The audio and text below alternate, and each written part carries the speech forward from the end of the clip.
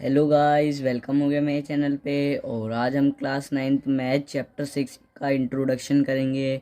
और पिछली क्लासेस में हमने चैप्टर 4 करा था एंड 5 अभी हम डिस्कस करेंगे। उससे पहले हम चैप्टर 6 कर ले रहे हैं। तो आज हम करेंगे चैप्टर 6 का इंट्रोडक्शन। तो इंट्रोडक्शन में क्या कह रहा है, चलो देखते हैं।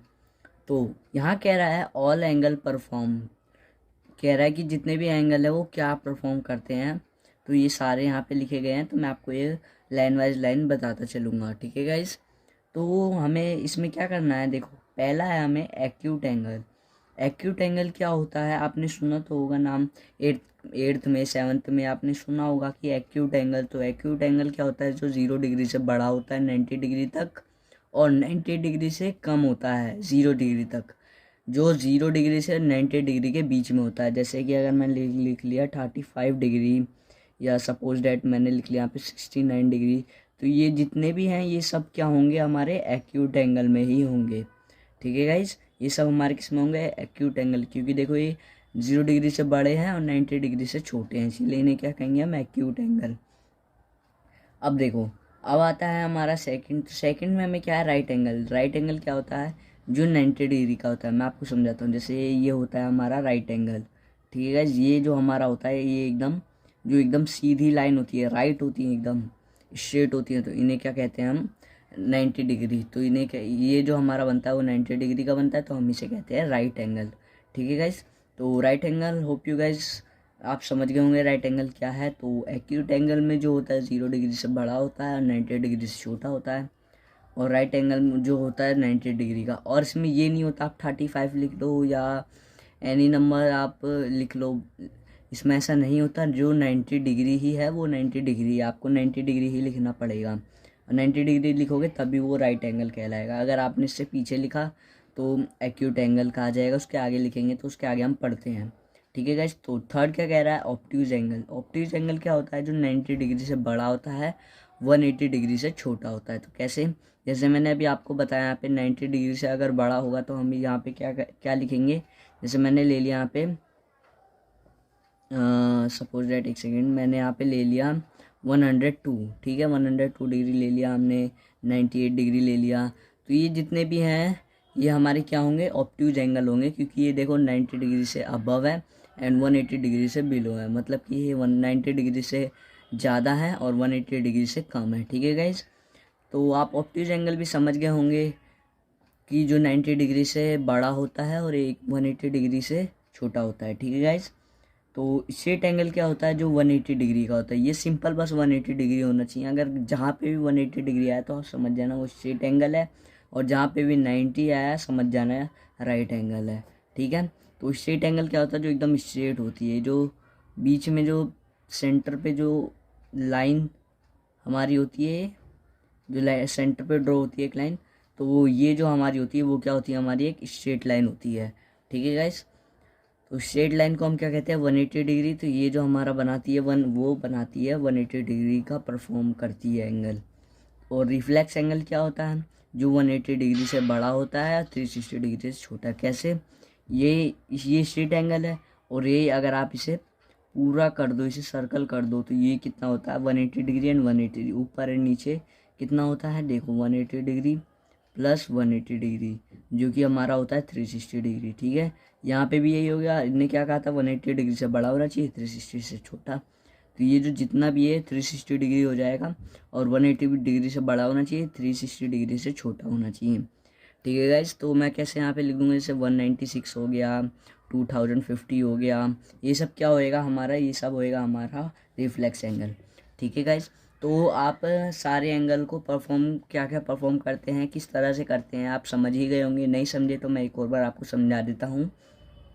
तो क्या कह रहा है, देखो पहला है एक्यूट एंगल। एक्यूट एंगल क्या है, जो 0 डिग्री से अबव हो एंड 90 डिग्री से बिलो हो, ठीक है गाइस।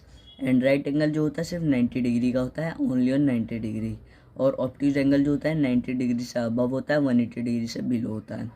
स्ट्रेट एंगल जो होता है वो 180 डिग्री का होता है, जो कि एकदम स्ट्रेट होता है, मैंने आपको बताया था। और रिफ्लेक्स एंगल जो होता है वो 180 डिग्री का होता है, 180 डिग्री से ज़्यादा होता है, और 360 डिग्री से कम होता है। मतलब कि ये अबव होता है एंड ये होता है जो बिलो होता है। ठीक है गाइस, तो देखो क्या है, अब हम करते हैं ये जो कि हमारा वर्टिकली अपोजिट एंगल होता है, अल्टरनेट इंटीरियर एंगल होता है, करस्पॉन्डिंग एंगल होता है। हम इसे कैसे पता करेंगे कि करस्पॉन्डिंग एंगल क्या होते हैं, ये हमारे चैप्टर 6 के आगे एक्सरसाइजों में काम आने वाले हैं। तो कैसे पता करेंगे क्या क्या है, क्या कौन है, क्या कैसे हैं। ठीक है गाइस, तो करते हैं। देखो पहले लिखा वर्टिकली अपोजिट एंगल, तो इसमें वर्टिकली अपोजिट एंगल ढूंढना है कि कौन सा है। तो वर्टिकली अपोजिट वो होता है जो आमने सामने बनाता है। जैसे यहाँ पे मैंने एक लाइन ड्रॉ करा, जो ये होता है ये और ये आमने सामने। ठीक है, मैं आपको एक बार ड्रॉ करके दिखाता हूँ। यहाँ पे जो ये वाला एंगल होता है और ये वाला एंगल देखो आमने सामने है। जो ये वाला एंगल, अगर मैंने इस एंगल को 90 डिग्री लिया तो ये जो एंगल है हमारा वो भी कितना का होगा, 90 डिग्री का होगा। ठीक है गाइस, और अगर मैंने यहाँ पे इसे 80 डिग्री का एंगल है पहले से ही, तो ये भी कितने का होगा, 80, क्योंकि ये जो वर्टिकली अपोजिट एंगल है जो कि इक्वल होते हैं। ठीक है गाइस, तो आप समझ गए होंगे तो वर्टिकली अपोजिट एंगल कौन सा है। तो ये जो है हमारा, ये क्या है, वर्टिकली अपोजिट एंगल। ठीक है, ये देखो ये इसके इक्वल है, ये इसके इक्वल है। तो वर्टिकली अपोजिट एंगल क्या है, एंगल 1 इक्वल्स टू में angle 4 and angle 2 equals to में एंगल 3। और नीचे में क्या है, नीचे में भी ये है कि एंगल 1 इक्वल्स टू में एंगल 5 इक्वल्स टू में angle 6, angle 8 and angle 7 equals to में एंगल 6। ये क्या है हमारे, ये है हमारे वर्टिकली अपोजिट एंगल, जो कि हम इसे शॉर्ट फॉर्म में कहते हैं। देखो वर्टिकली अपोजिट एंगल VOA। ठीक है गाइस, अब सेकंड आता है हमारा अल्टरनेट इंटीरियर एंगल। ये अल्टरनेट से समझो ऐसे तिगड़ी लाइन, अल्टरनेट मतलब जो तिगड़ी लाइन होती है। अल्टरनेट इंटीरियर, जैसे ये देखो ये तिगड़ी लाइन है, और जो 3 एंड 6 है हमारा वो क्या होगा, अल्टरनेट इंटीरियर एंगल। 4 एंड 5 भी जो होगा हमारा अल्टरनेट इंटीरियर एंगल। मैं लिख देता हूँ 3 इक्वल्स टू में एंगल 6। अगर जो हमारा एंगल 3 होएगा वही हमारा एंगल 6 भी होगा, क्योंकि देखो एंगल 3 किसके इक्वल आ गया, एंगल 6 के। अगर मैंने इसे ले लिया 95 डिग्री, तो ये भी कितना होगा हमारा 95 डिग्री। अगर ये हमारा 102 का होगा तो ये भी हमारा कितने का होगा, 102 का होगा। ठीक है गाइज, तो अब क्या है, अल्टरनेट इंटीरियर एंगल समझ में आ गया होगा। अब करस्पॉन्डिंग एंगल क्या होते हैं, करस्पॉन्डिंग एंगल ये होते हैं। ठीक है गाइज, ये इसके इक्वल होना चाहिए, ये इसके इक्वल, ये इसके इक्वल, ये इसके इक्वल। ठीक है गाइज, करस्पॉन्डिंग एंगल ये होते हैं जो लाइन के नीचे हों और लाइन के अप हों। देखो ये लाइन के अप है और ये लाइन के नीचे हैं, तो देखो ये इसके इक्वल हो गया, लाइन के अप लाइन के डाउन डाउन। ठीक है गाइज, समझ में आ गया होगा आपके।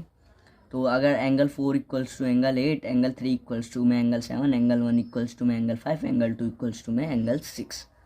ठीक है गाइज, होप यू गाइज कि आप समझ गए होंगे इस वीडियो में जो भी मैंने आपको इंट्रोडक्शन दिया था चैप्टर 6 का। और यही जो जितना भी कॉन्सेप्ट है यही आपके एक्सरसाइज में भी लगेगा। और अगर आपको समझ में नहीं आ रहा तो आप रिवाइंड करके देख सकते हो। और अगर आपको वर्टिकली अपोजिट एंगल नहीं समझ में आ रहा या अल्टरनेट करस्पॉन्डिंग एंगल, तो आप मेरे को कमेंट सेक्शन में बता देना, मैं एक और बार इसे समझाने की कोशिश करूँगा ढंग से। तो मेरे चैनल को सब्सक्राइब करना मत भूलना और वीडियो को लाइक करना मत भूलना, क्योंकि जो मैं क्लास 9 की वीडियो टाइम टू टाइम डालता रहता हूँ और आपको इस पे मेरी वीडियो पे सारी वीडियो मिल जाएंगी। और मैं धीरे धीरे अपनी सारी वीडियो इस पे अपलोड कर रहा हूँ। तो थैंक यू फॉर वॉचिंग।